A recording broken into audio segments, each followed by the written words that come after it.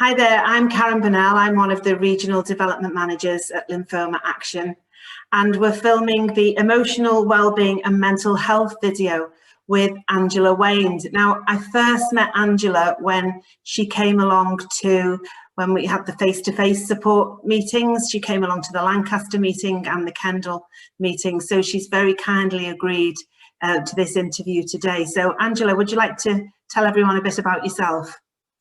So hi, as Karen said, I'm Angela Wayne and I'm a consultant health psychologist with North Cumbria Integrated Care NHS Trust, and I work with people who have a range of long-term health conditions. So that's people who've got things like cardiac and respiratory problems, as well as people who've got cancer or living with cancer. And that's the main part of my work. The reason we exist as a service is because living well with cancer is something that most people find that they need some kind of support with, and we are just one of the ways that people can get support with that. To start off then, Angela, can you tell us what is mental health and emotional well-being? Well, I think these are terms that get bandied around, and it's not surprising that they can be a bit confusing, really, Karen. So if we think about mental health as being just another facet of our general health, just like we think about our physical health and well-being, our mental health and well-being is exactly the same. And that's when we think about people having a point of balance where they can manage with everyday changes in life, where they can do the things that they want to do, then we'd say that they've got really good balanced emotional well-being or good mental health, and that contributes to how their physical health is as well. So it's really important. But what we know is that, like our physical health, things can change that day to day, and obviously cancer is one of those things that can have a really significant impact on people's emotional well-being and on their mental health. Very often we don't focus on our mental health or on mental health conditions. Why is it important that we should be doing that? I'm really glad you asked that, Karen, because mental health is really important to our general well-being. So when you're living with cancer, it can be very easy to just focus on the physical side of things. And there are really good reasons for that, either because you might be on active monitoring, which many people with lymphoma or with blood cancers are. It might be because you're on active treatment, or you're waiting for a treatment plan to start, or you're due for scans. And so the focus is often on the physical aspects of our well-being rather than the emotional parts of our well-being. But actually, when we feel emotionally well, it's much easier to manage day to day with the challenges of physical ill health as well, or other difficulties in life, because when cancer comes along, it doesn't happen in a vacuum. There are still things happening in our families, in our workplaces that we have to manage, and having good emotional health really helps us to manage that. Often, we're not used to talking about our mental health or about our feelings. It's not a thing that comes up day to day. So sometimes it can be starting to learn a whole new language and way of bringing these things up. And actually that's a challenge at the time when we're already dealing with big challenges. If you've just had a cancer diagnosis or you've been living with cancer for some time. You mentioned physical health alongside mental health there. So what are the links between mental health and physical health? Well, if we go to some really basic things, Karen, so just thinking about what it's like day to day, if I'm thinking about doing this video today, actually, I felt quite anxious about this. I was quite nervous about coming along and doing this video, even though I'm doing it from home and I'm talking to you, Karen, who I know well. And what that meant for me was that physically, and still now, I've got a knot in my tummy that I can feel. So if we take a step away from cancer, we can see that just in day-to-day life, actually what's going on for us emotionally has an impact on us physically. And that's why it's really important for us to think about mental health and emotional well-being at the same time as thinking about our physical health, because we really can't separate the two. And that's not only when we're thinking about us or the person who's living with cancer. That same thing is happening for their families and their friends and the people around them. And that can all get tied together because we can worry about what's happening for them as well. What we do know is that actually, when people are living with a health condition, a serious health condition, they're actually about 30% more likely to experience things like anxiety and depression. And when we think about it, that's not at all surprising, because when you've got a cancer diagnosis, so much changes in life. And whether that's suddenly you've got all these trips to the hospital to fit into an already busy life, or that it's disrupting the things that you do day to day that are what makes life meaningful for you, might be interrupting for how you can care for, look after your family, or what happens with your work, or just the things that give you pleasure in life.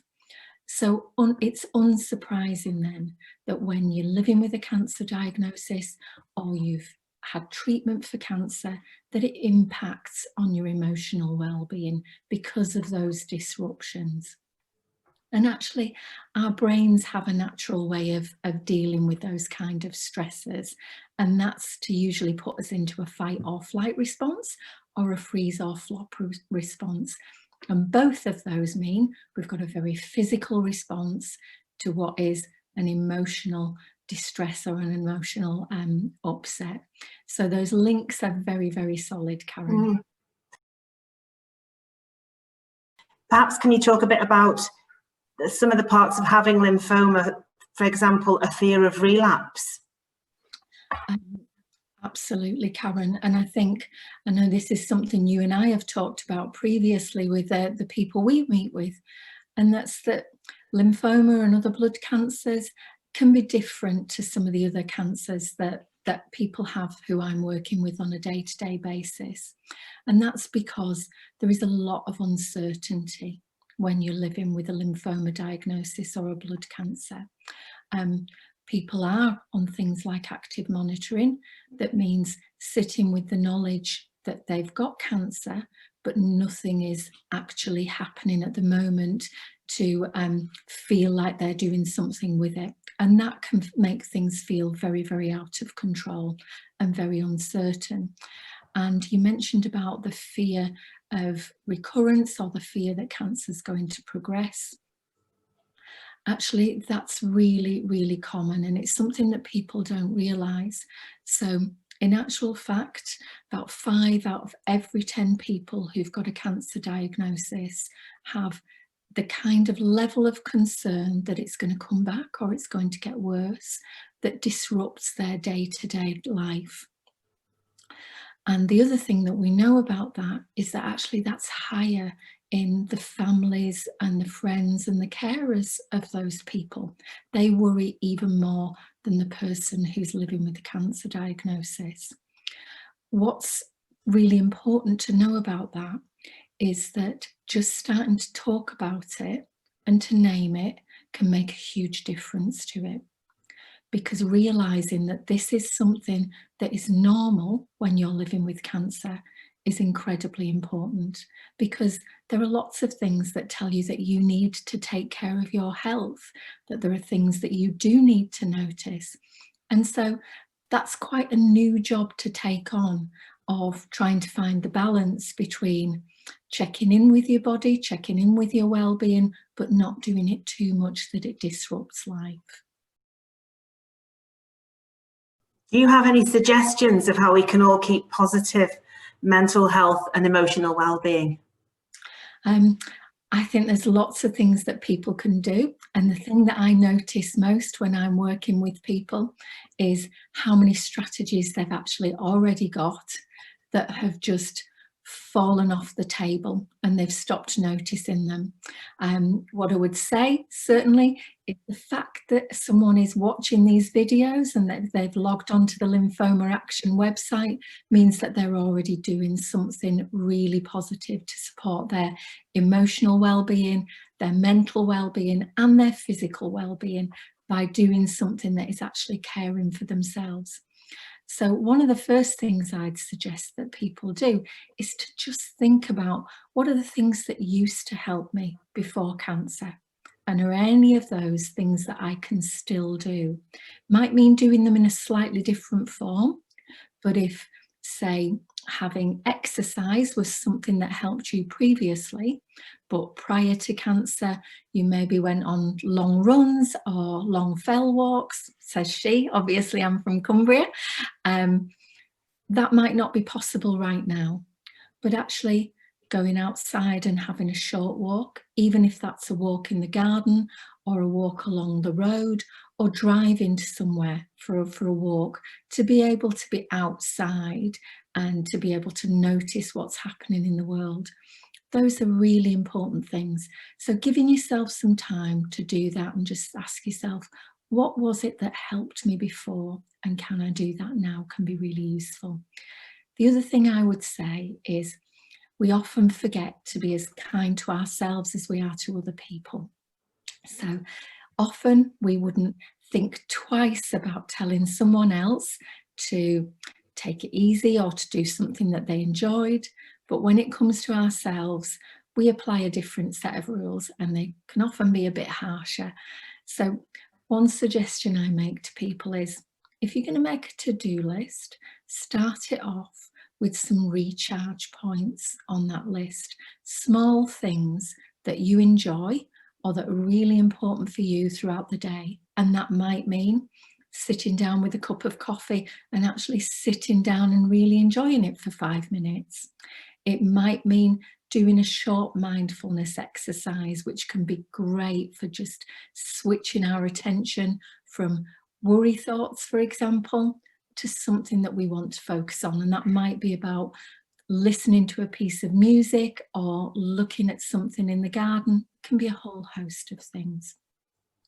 But putting whatever it is that's going to help you to have a brief recharge on that list, 3 or 4 of them a day, means that you've got those points where you're getting a little bit of a boost and where you can shift your mood slightly.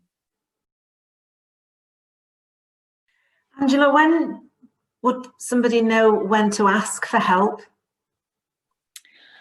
I'm really glad you asked that one, because it's hard to know, isn't it? If you've never been in the position before where you've been concerned about what's happening with your emotional well-being, on your mental health, how are you supposed to know when things aren't right anymore? And actually you're trying to do this at the time when things are probably most difficult in life for you, if you're living with a cancer diagnosis as well, or if it's a family member who is.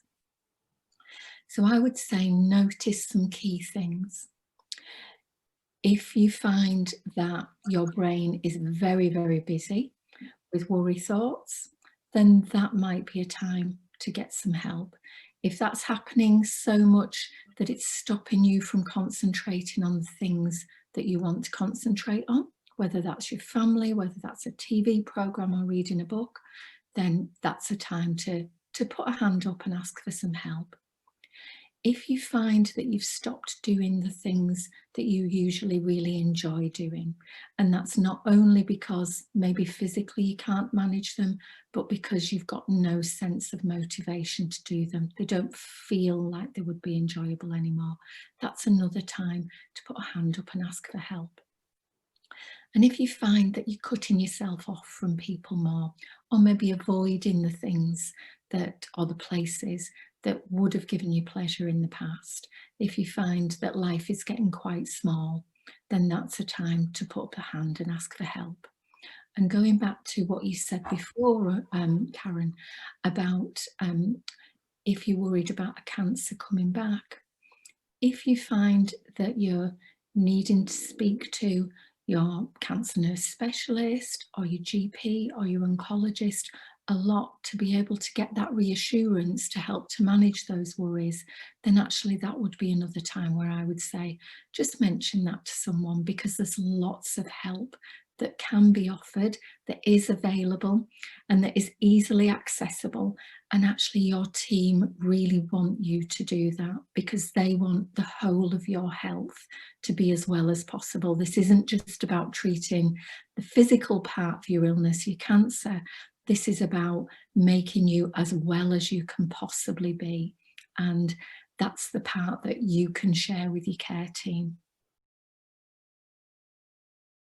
How can we encourage people to initiate this discussion with the GP or the medical team? I think what I was saying then, Karen, about being part of your care team, your own care team, is really, really important. And I think there's lots of reasons for us not to realise that we're a key part of our own care team. That's because sometimes it doesn't get mentioned that that's what the team is.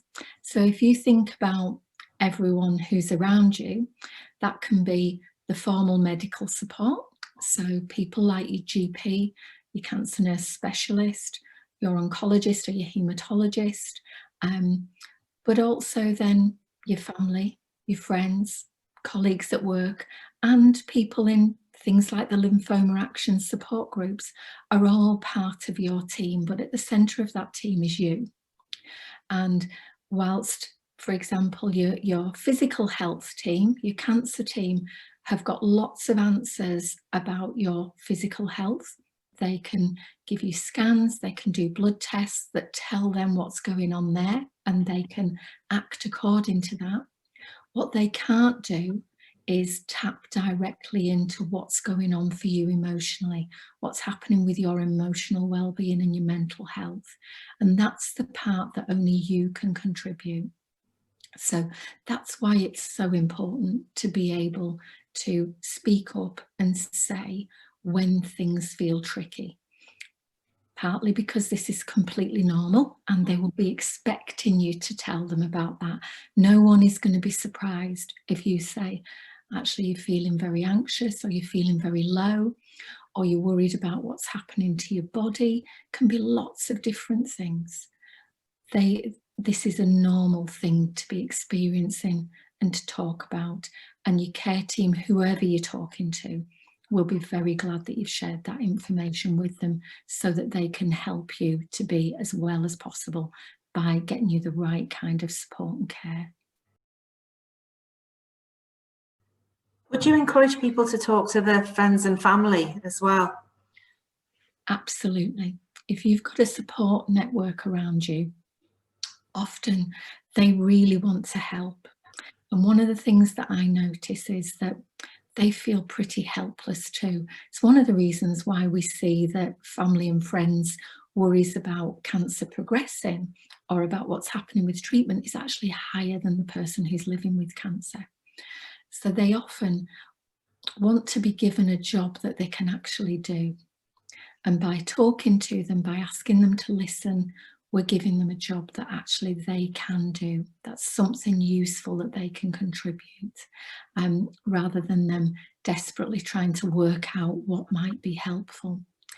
I know it can be really, really hard though to start talking to people about how you feel or about what your worries are, when maybe that's not part of your normal factory settings. And that's true for most of us. We're good at asking other people how they are, but we might not be as good at talking about how we are, and that might be a thing that we bat off. So even starting to find that language can be a challenge.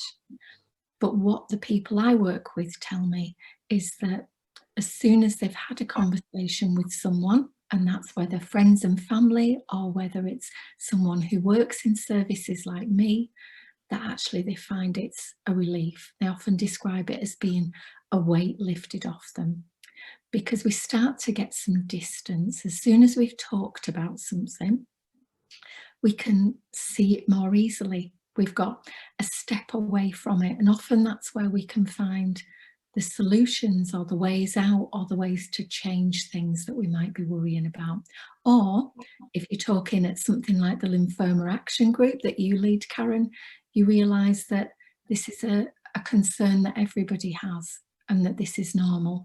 And when you realise it's normal, it becomes less of a worry. Even though it hasn't changed, the fact that other people feel the same makes it look different.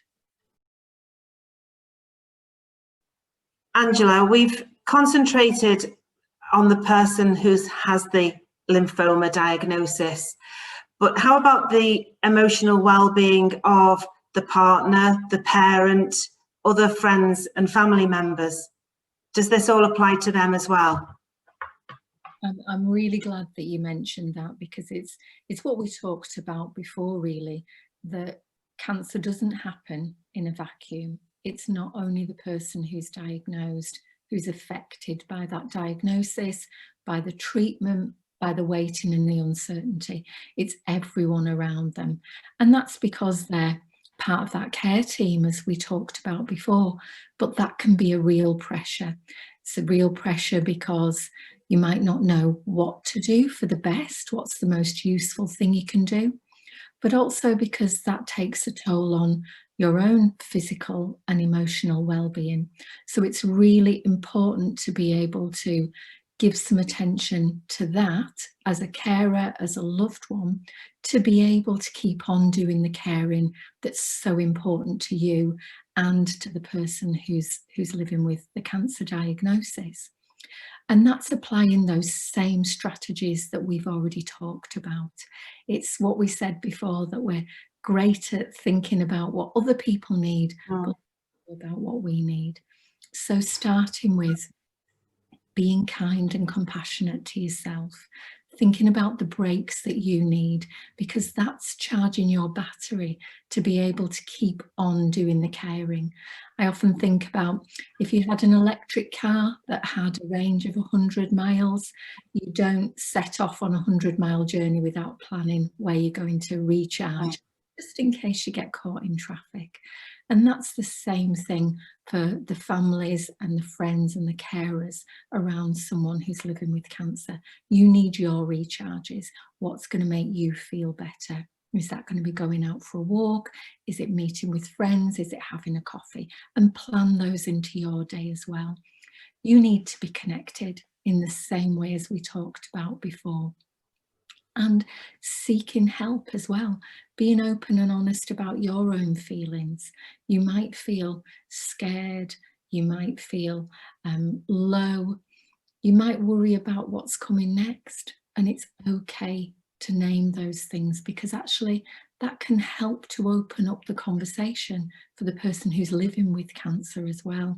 What we often try to do on both sides of this, as the carers and the support team and the person living with cancer, is we try to protect each other. And that means that then we don't talk about the difficult things. So being open and honest about what your feelings are, what your fears are, that's really helpful as well. And seeking the help, but also again, looking at what are the things that help you manage day to day. And is there a way to do more of those things? And I guess in summary, I would say, just remember that to be able to look after your loved one, your friend, the person you're caring for, you need to be well. And that's physically and emotionally well. So it's not selfish to do that. It's a necessity. It's not nice to have, it's essential. If someone is concerned about their own mental health then, or has a mental health condition, what support is available to them? There's a whole host of support available. So immediately from your cancer nurse specialist, who everyone will have, all of our cancer nurse specialists are trained to have conversations with people and to understand the kind of emotional well-being struggles that people might be having in relation to their cancer. So starting from there, you can have that conversation. Our GPs as well, absolutely, they want to know, and they can direct you to either community supports, so things like People may or may not have heard of the Improving Access to Psychological Therapies programme, which exists in every area in the country. Has different names in different places. So where I work, it's called First Steps in Cumbria, and it's called Minds Matter in Lancashire. So it will have different names where you are. But that's cognitive behavioural therapy based support that's available in your own area. So usually they're working from GPs, surgeries, or from local health centres that are easy to access.